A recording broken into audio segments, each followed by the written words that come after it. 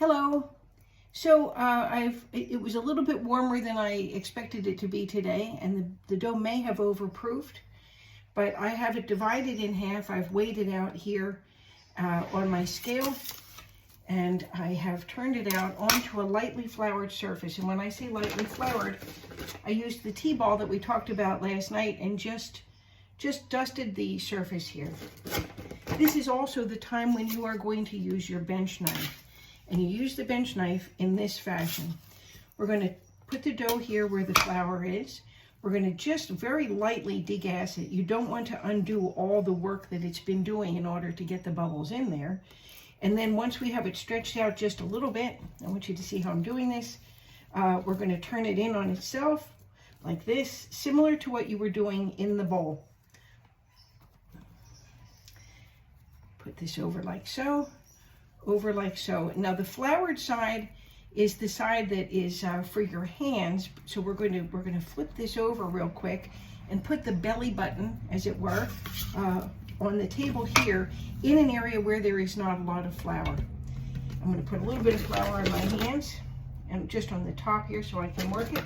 I'm going to use my bench knife, and what I'm going to try and do is draw some tension on the top of this loaf by pulling it and more or less sealing. Let me see if I can do that where you can see it a little bit better.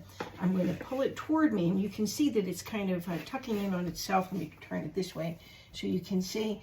I'm going to pull it this way and turn it and pull it this way, and you can see that I've drawn some tension here on the top of this. Okay, so now that I have done that, I'm going to leave this part, the floured part, up in the air. I'm going to get the other loaf that I'm doing out of this. Let me put a little bit more flour down, and we can do this process again so you can see it. I'm going to move this fella over a little bit. There we go. All right, so now get the bench knife, get my dough, put it down on the floured section, very, very gently degas it. Like that, just to push the larger bubbles out, but not a lot, very gentle. I'm going to stretch it a little. I'm going to stretch it a little here, tuck it in on its own self, stretch it out, push it over again. Okay. I hope you're getting a good view of this. Okay, so now we've got basically his little belly button there. We'll flip him over into an area where there's not a lot of flour because we want that tension. We want this to hold, and I'm going to try again to do this so you can see it. I want you to watch what happens to the top of this. As I pull it, this part gathers underneath because it's sticking to the surface. So I can pull this and turn it and draw a nice tension on the top there. Now you don't want to overdo it. I've got a little seed sticking out the top there. You don't want to overdo it because you don't want to tear the gluten. So now we're going to leave it over here for about 15 minutes to rest.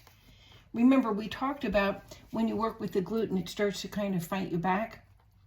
So we've drawn some tension on this, and we want to keep that, but we want it to rest so that we can draw just a little bit more before we put it away in the Banneton for overnight. So we'll be back in 15 minutes. I'm going to, in the meantime, cover this with a damp tea towel. It's important to keep it moist, and so we're just going to put a tea towel over it and then just spritz it to make sure that it stays damp. Here's our tea towel. And we're just gonna, oops, it's the wrong one.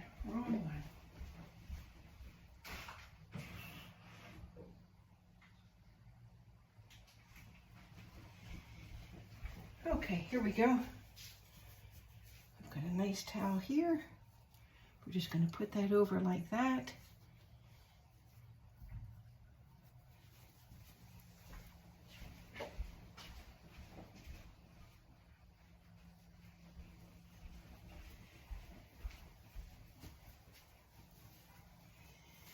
There we go. Okay. And I'm going to spritz it with my spritz bottle to make sure that it stays damp. And we're going to let it sit there for a little while. And we'll be back in just a little bit.